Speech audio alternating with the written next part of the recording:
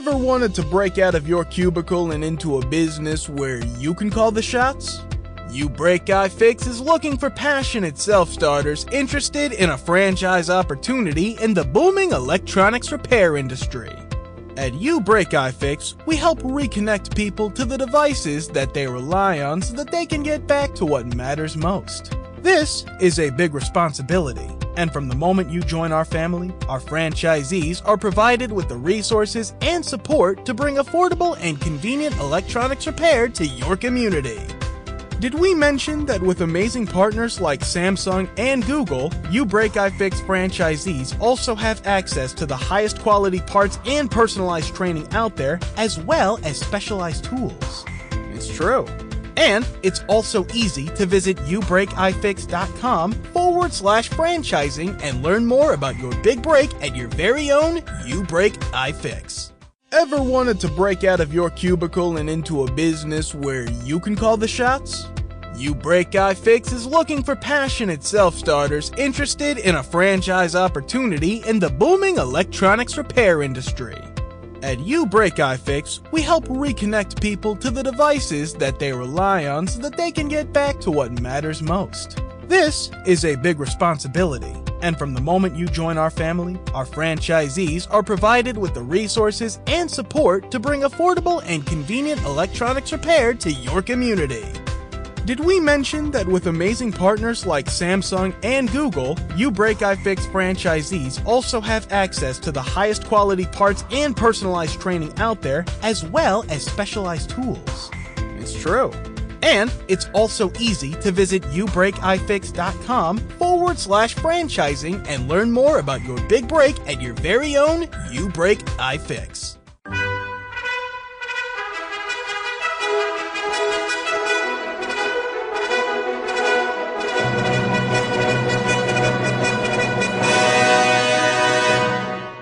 Welcome to the Old Time Radio Westerns. I'm your host, Andrew Rhines, and let's get into this episode. This episode is going to be Tales of the Texas Rangers. Original air date is March 30th, 1952. In this episode, a man kills a girl's date in Lover's Lane, and she refuses to identify the killer. Title of this episode, Nighthawk. Hope you enjoy, and again, thanks for listening.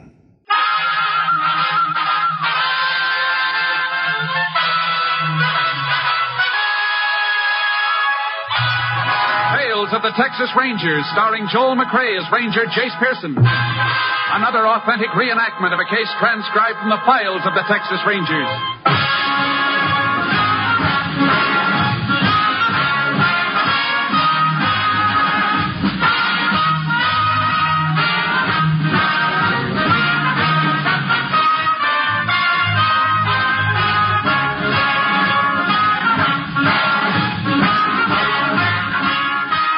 Dates and places in the following story are fictitious for obvious reasons. The events themselves are a matter of record.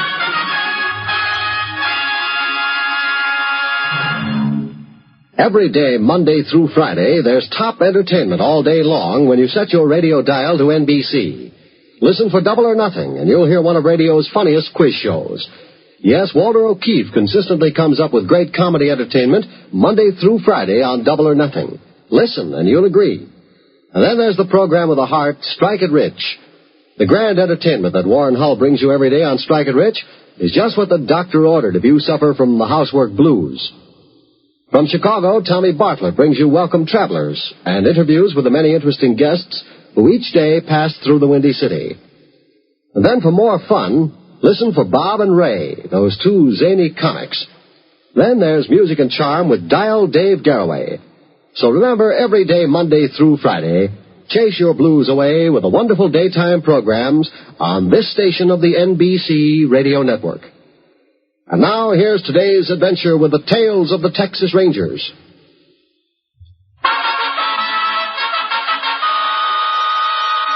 And now, from the files of the Texas Rangers, the case called Nighthawk.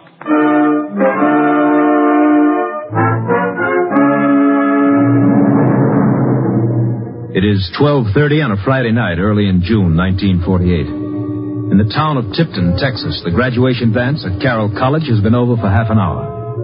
2 miles outside town, a car drives toward a small airfield, used during the day as a landing place for a few private planes. The field and the single hangar are dark as the car rolls to a stop on the road bordering the field. You're not tired, are you, Johnny? My feet are. That Will Appleton. He's your fraternity brother, Todd. Why haven't you taught him to dance? You step on your toes. I just don't see how any boy could be so graceful on a football field and a... Oh, well. Who wants to talk about Will Appleton, anyhow? It's a nice dance in spite of him. Mm-hmm. And nice out here, too. Mm-hmm. The moon makes everything so bright. I like the half moon. Everybody's always talking about how pretty a full moon is, but... What's the matter, Johnny? Well, somebody's coming down the road. Oh, probably some hand off one of the farms walking home. Looks like he's coming right toward us. Now, Johnny, you just imagining things. You go on past. Todd. Got something over his face. Like some kind of mask. Yeah, looks like it's started with hose cut out. He's got a gun, Todd. Get out. Hey, what is it? Shut up. I don't want to hear nothing out of either of you. This is a stick-up. Oh. Get out of the car. Come on. I'm getting. Now, you too, sister. Not that way. Slide over and get out this side. What do you want? Give me your pocketbook. There's no money in it? Give it to me. Now, look here, you can't do it. I told you to shut up. Now, give me your wallet. That's better. What's the matter with you, sister? You got nothing to cry about? All right. Now, both of you start walking down that road and don't look back. Come on, Johnny. Don't be frightened. Wait a minute. You, start walking down the road alone. You're gonna stay with me, sister. Look, you can't do it. Start walking or I'll blow your head off. All right, I'm going. Faster. All right, get moving. Okay, sister. Now you and me are gonna take a little walk. Let go of me. Oh, be that way, baby. You and me. No.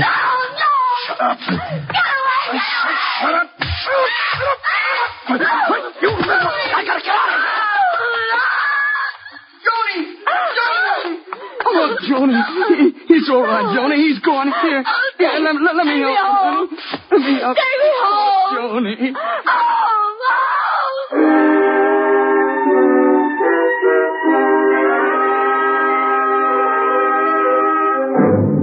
Todd Miller put the girl in his car and drove back to town. After taking her to the hospital, he notified her parents and the sheriff. Sheriff Wilson dispatched deputies to the scene of the robbery and requested assistance from the Texas Rangers.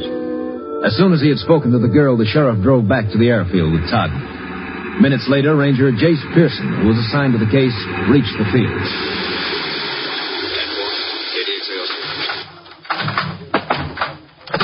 Howdy, Sheriff. Oh, this Todd Miller, Jace. Howdy, Ranger. He's the boy who was held up. The report said you weren't able to identify the man who robbed you. Is that right? Yes, sir. He had a black stocking over his head. I could only see his eyes. Where's the car you were driving, Todd? I left it in town. Sheriff brought me back here. If you're thinking about Prince, Jace, I reckon we're out of luck. Todd here says the fella had on gloves. Uh-huh. How about the girl? She hurt bad? She'll be all right. Shaken up quite a bit, though. And he must have hit her an awful whack. Doc thinks her jaw might be broken. I shouldn't have done what he said. I should have stayed with Joni. You did just what you had to do, son. I don't reckon you had much choice. Todd, could you see which way he headed after he left the girl? Well, I'm not sure, but I thought I saw him running across the field toward the hangar. And then after I got Joni into my car, I saw a car drive out from behind the hangar and start off down the road. Any idea what kind of a car it was? Well, it looked like an old jalopy. I was too far away to see what kind. It was going pretty fast, though. One of my deputies found some fresh oil stains over by the hangar, Jace. And we'll go over in a minute and take a look. Todd, I want you to try to remember anything you can about this man. Anything. Well, it happened so fast that there's not much about him I remember. Well, how tall was he? Well, I'd say about my height. Can you describe his voice? Well, he never talked out loud, just whispered, a real hoarse whisper. Anything else? Well, the way he walked right up to the car, like he'd been waiting for us. Just walked up and made us get out. Uh-huh. All right, Todd. I think that'll be all. Ranger, you think I could get back to town soon? I'm kind of worried about Joni. It's all right with the sheriff. He can send you back in his car with one of the deputies. You can come along with me, Sheriff. Sure, Jace. We'll drive over to the hangar and have a look at those oil spots first. Just let me tell my deputy. Charlie, you take Todd back to town in my car. I'll be with the ranger. Thank you, Sheriff. He sure looks like a tough one, Jason. Yeah, but I got a hunch we can narrow it down to one of your local boys. How do you figure that? Well, for one thing, the way he was so particular about keeping his face hidden and whispering to disguise his voice. It does sound like he wanted to make sure he wouldn't be recognized.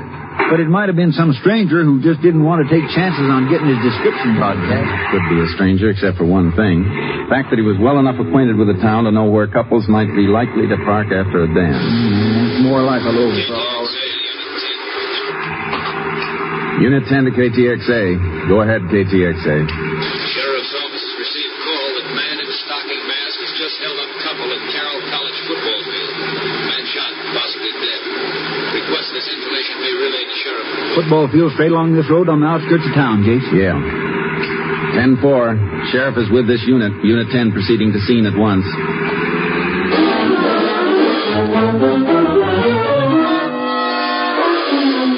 4 minutes after we received the radio call, we were approaching the college football field. We saw a car sitting in the center of the parking area and 10 or 12 people grouped around something on the grass a little distance away. A man standing near the car beckoned to us urgently.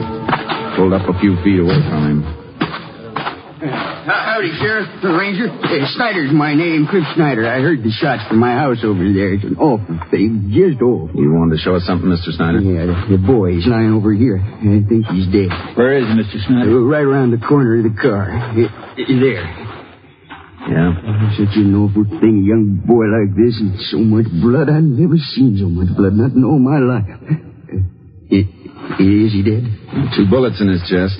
He didn't have much of a chance. We're sure he was dead. That's why I wouldn't let nobody come too close till you got here. It's awful. Just awful. Is the girl with those people over there? That's right. Somebody put a coat down on the grass for her. She get shot, too? No, but she got hurt a little. Told us she ran away when this fella shot the boy. Run toward the football stands. Tripped and hit her head. Jason, she's hurt bad. We'll have to get her to a doc ourselves. I know the ambulance had to go over to Cedar Falls on an emergency. Let's get over and see her. Who is the girl? Julie Thomas. Works in the drugstore. She don't know the boy's dead. You know the dead boy's name, Mr. Snyder? No, I don't. I've seen him around town, though. But I reckon you'll have to get his name from Julie. Uh-huh. Will you let us through, folks? Let us through, please. All right, will you stand back, please? Julie, how you feeling? My head hurts a little. Is Johnny all right? I mean, look at your head, miss. I got to know about Johnny. They wouldn't let me go to him. I'm sure he's hurt bad. How bad is Johnny hurt? No, not really. You just relax. Miss, we don't like to ask questions at a time like this, but there are a few things we have to know. He shot Johnny. Johnny shouldn't have fought with him. What's Johnny's last name? Gordon. I told Johnny not to fight with him. Julie, is Johnny's home here in Tipton? No. Spartanville. Do you remember anything about the man who shot Johnny? Something that might help us identify him? I saw his face. You what? He made us get out of the car. Then he took my pocketbook and Johnny's wallet. Johnny started to fight with him. He pulled the mask off the man's face. You know the man, miss? Not his name, but I've seen him around the drugstore. He works at the dairy, I think. Would you recognize him if you saw him again? Yes, I'll never forget him. We'd like you to come to the sheriff's office in the morning and make a written statement. We may need you to identify the man if we find him. I'll identify him. What's the matter? Well, I just remembered. This man who shot Johnny around the drugstore, I've heard people call him Rick. Does he have red hair? Yes, he does, and kind of a crooked nose. Thanks, miss. That could help a lot. Will you let me go to Johnny now? Julie. Johnny's dead, isn't it? I'm sorry, miss.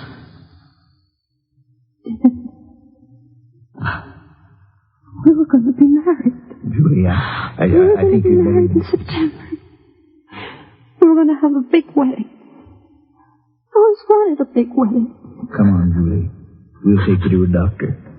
You had a pretty bad bump on your head. No, I want to go home. Is there anybody there who can take care of you? My father's on the road. He's a salesman. How about your mother? She died a long time ago. Well, then maybe... Please, I want to go home. I don't want to see any people now.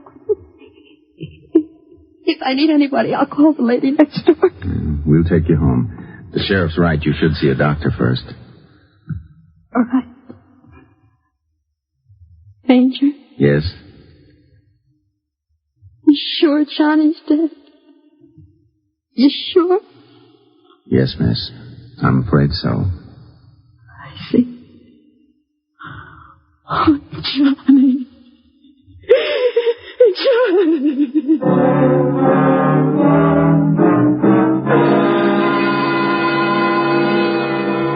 As soon as the justice of the peace arrived, we drove Julie to a doctor. He said she'd be all right, so we took her home and told her we'd phone her when we needed her. Sheriff and I spent the rest of the night checking on the lead Julie had given us. We learned that a man named Ernest Crockett, sometimes called Red, had worked for the dairy until a week before when he was fired.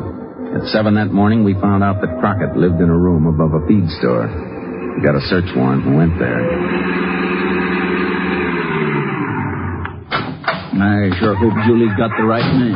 She gave pretty positive identification. Yeah, but she was excited. She might have seen a man with a broken nose and thought it was this Red. It shouldn't take us long to find out if she's right. As soon as we get Red down to your office, we'll call Julie and have her try to identify him. You mean if we find Red, we could have trouble doing that? This is as good a place as any to start. This should be the room. Try it.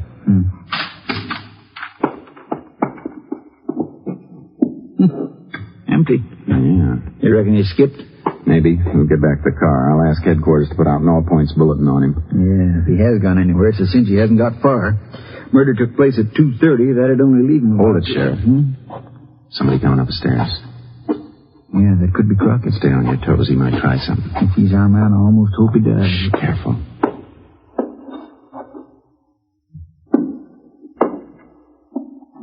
What's this all about? You Red Crockett? Yeah, what do you want? We'd like to ask you some questions. Who said you can come in here? This? Search warrant, huh? Okay, what do you want to know? Put your hands over your head. Huh? Friskin, Sheriff. Yeah. Nothing on him, Jay. What'd you expect to find? Where were you last night? Out. Where? All around town. I'm a restless type. Hate to stay in one place too long. Were you with anybody? No, I don't like crowds much. All right, Crockett. You're coming with us down to the sheriff's office. What for? We think you might have had something to do with 2 robberies and a murder last night. Me? Oh, you're crazy. If you're innocent, you'll have a chance to prove it. What do you mean? Somebody got a good look at the killer. Let's go find out what happens when she gets a look at you.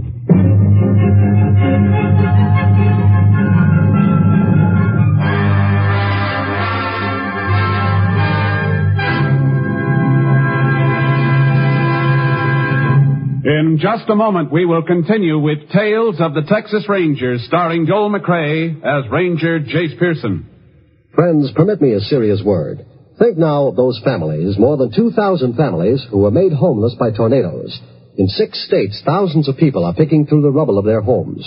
You would help them if you could, I know that. And you are helping them through your American Red Cross.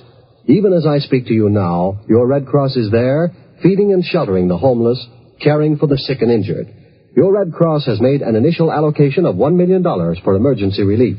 And that is only the beginning. So great is the destruction, so great is the need, your Red Cross has had to increase its $85 million fund goal by $5 million. After the emergency period has passed, there will be homes to rebuild and people to restore to health and livelihood. You, your family, and your home were spared. Help those who weren't. The need is great. The need is now. So answer the call, and please give generously through your American Red Cross. Now back to Tales of the Texas Rangers.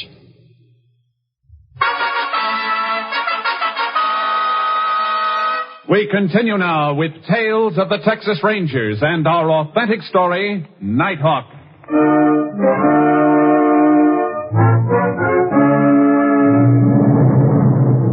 We took Crockett to the sheriff's office and left him with a deputy. Then I phoned Julie Thomas. There was no answer.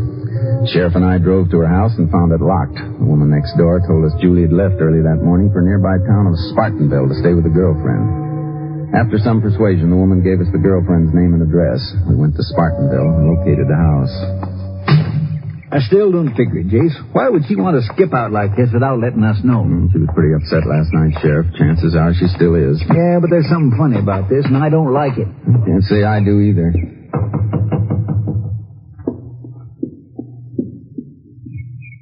Who's there? Ranger Pearson. Sheriff and I'd like to talk to you, Julie. Why'd you come after me? Why don't you leave me alone? Can we come in? All right. Your girlfriend around? She had to go out. Is that your coffee on the table, Julie? Yes. You want some? No, thanks. But you finish yours. Then we want you to come back to Tipton with us. I'm not going. Julie, what's the matter Nothing. with you? I just don't want to go back. I want to stay right here in Spartanville. We think we found the man we're looking for. We'd like you to identify him. I don't believe I could. But you told us last night you'd recognize him anywhere. I know it, but I can't remember anymore. But didn't you see the man who shot Johnny? I thought I did, but I guess I was wrong. All right, Julie. If there's anything we can do for you, just let us know. You're not going to make me come? We can't make you do anything if you don't want to do it. What are you going to do with the man you caught? I reckon we'll have to let him go. Nothing else we can do. Come on, Sheriff. Ranger? Uh-huh. Ranger, Oh, I'm scared. I'm so scared. Here, now, Julie, you just sit down. Right over here. Don't let him get me. Please don't let him get me. Let who get you? The man who shot Johnny. He told me if I said anything about him, he'd kill me. When was this? This morning. Right after I got home. You mean he was at your house? No, he phoned. He said if I told, he'd kill me, no matter how long it took. And I'm so scared. Julie, your pocketbook that was taken, was there any identification in it? My driver's license. Uh-huh. I can still hear his voice. Like a knife that went right through me. Now, he can't do anything to you, Julie. He can. I know he can. Not if he's in jail. Well, he'll break out of here. He'll find me and kill me. Let me ask you something. Do you want to spend the rest of your life knowing that the man who killed Johnny is free? Ranger, please. You can be sure he won't stop with Johnny. He'll rob again, even kill again. I don't know what to do. I just don't know. It's up to you, Julie. We can't force you to identify him, but you're not being fair to Johnny if you don't. All right. I'll come with you. I'll identify the man who killed Johnny.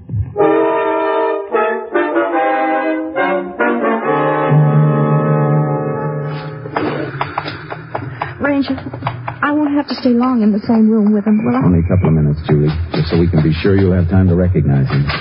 I'm afraid of him. His eyes and that red hair that stands up all over his head. I could see him so clear even when he was talking to me on the phone. Now, you don't have to be scared of a thing. You just identify him, and we'll make sure he's behind bars for a long time. Won't he get the electric chair? That'll be up to the judge. Go ahead in, Julie. Is he in there? No, he's in the next office. Oh. Yep. I'll just go on through and see if everything's ready, Jake. Sit down, Julie. No, thank you. You don't have to be frightened about a thing. You keep saying that, but I'm still scared. I'm scared to death. I know you are. I wish there was some way I could help you not to be. You'll stay with me, won't you, Ranger? The whole time I'm in there with him? Sure. Sheriff and his deputy will be there, too. You don't have to worry. All set, Jake. Now, remember, Julie, don't say a thing while you're in there. Just look at him and listen to his voice. All right, Ranger.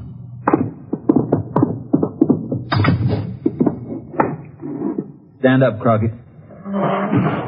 What's your full name? You know my name? What are you asking for? What's your full name? Ernest Crockett. Where do you live? Crockett. Okay. 345 Esperanza Street. You own a gun? Of course not. I never owned a gun in my life. That's enough, Sheriff. Come on, Julie. Take over, Charlie.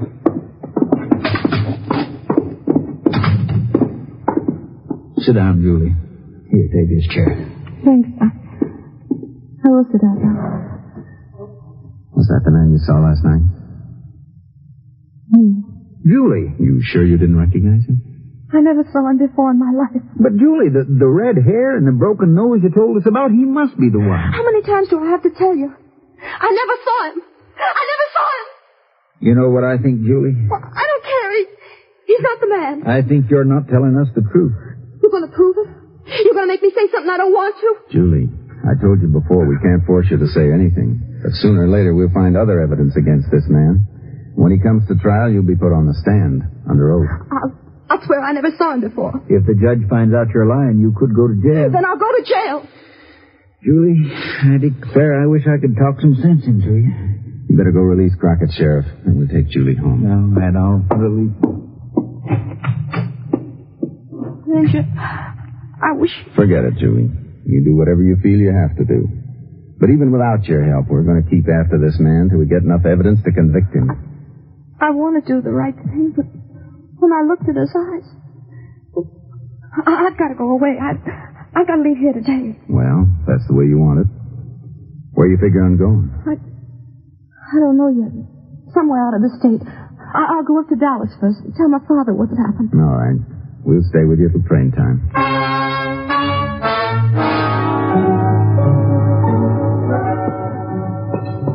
Almost ready, Julie? Just about. A few more things I want to get out of this hall closet. Well, you better hurry it up a little. It's 5:40 now. Your train leaves in less than an hour.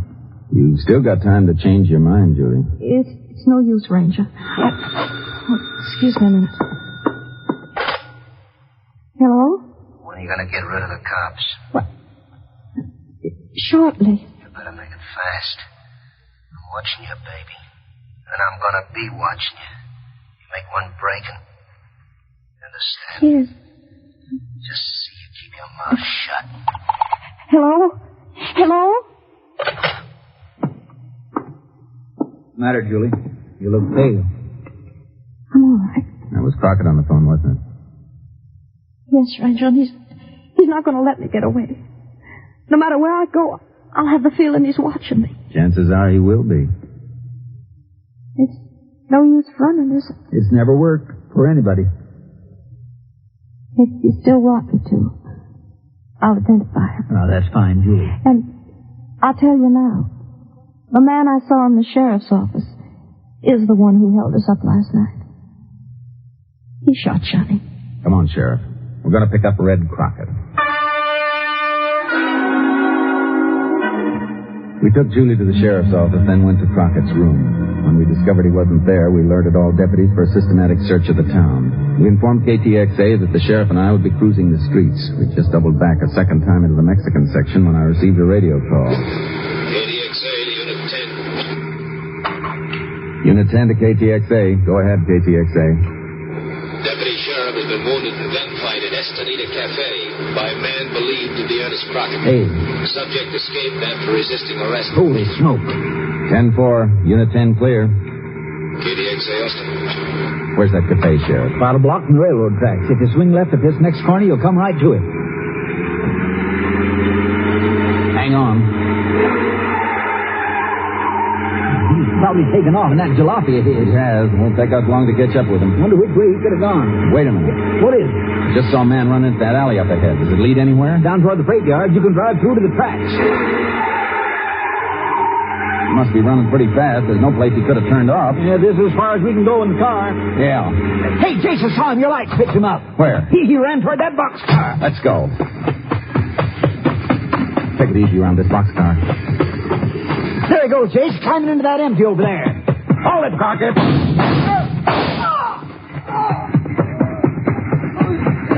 Give me that gun, Crockett. Are you dirty? Get up.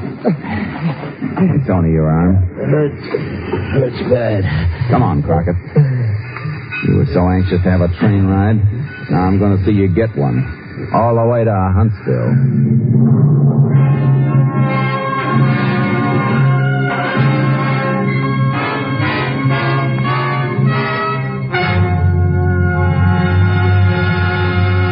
In just a moment, we will tell you the results of the case you have just heard. Later today, you will find more great entertainment all lined up for you on this NBC station. Next, it's The Big Show with a star-studded guest list and your unpredictable hostess, Tallulah Bankhead. And Meredith Wilson will be on hand to direct The Big Show Orchestra and Chorus. Later tonight, be sure to hear the hilarious Phil Harris and Alice Faye Show, featuring the comedy antics of Frankie Remley, Julius Abruzio, and Brother William.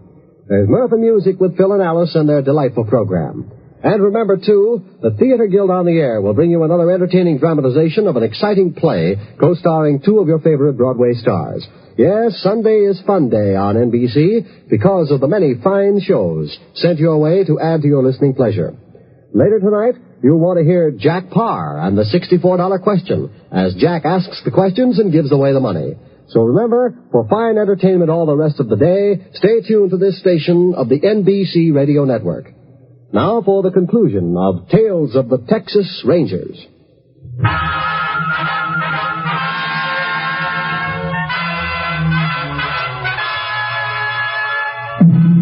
And now, here are the results of the case you have just heard.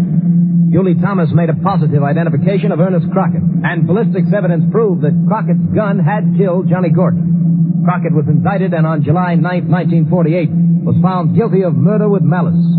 At 3 minutes past midnight on September 15, 1949, Crockett died in the electric chair at Huntsville. Next week, Joel McCrea in another authentic reenactment of a case from the files of the Texas Rangers.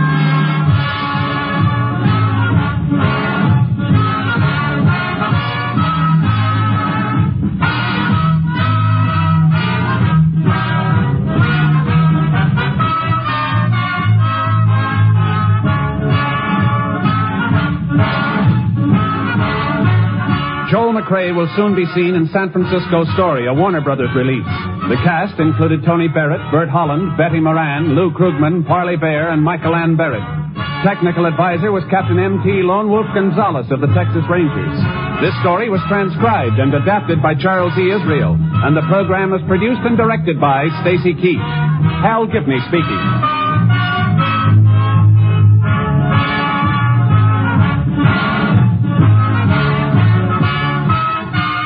Next, enjoy comedy, drama, and music on The Big Show on NBC.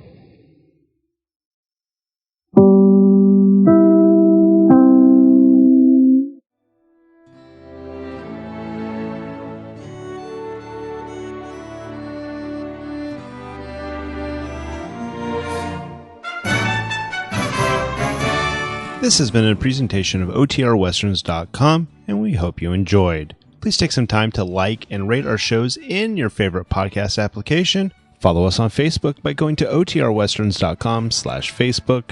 Join in the conversation by going to OTRWesterns.com/Discord. And don't forget to send us an email, podcast@OTRWesterns.com. This episode is copyright under the attribution, non-commercial, share alike copyright. For more information, go to OTRWesterns.com/copyright. Have a great day, and again, thanks for listening.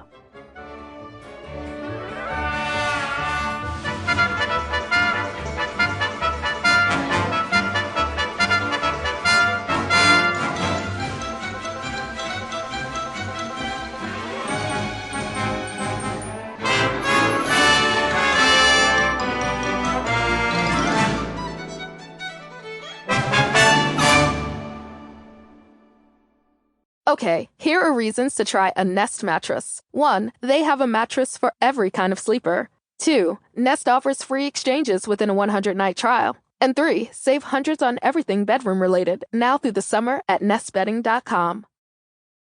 Leverage Redemption comes to IMDb TV, and the con is on and more exciting than ever. The team reunites as they take justice into their own hands, not to mention adding a few new exciting recruits. For this crew, the stealing is mutual. There's no shortage of bad guys, and the con game has only gotten more complicated. Don't miss out on the action-packed heist and discover why crime is fun when you're the good guys. Leverage Redemption, now streaming free on IMDb TV.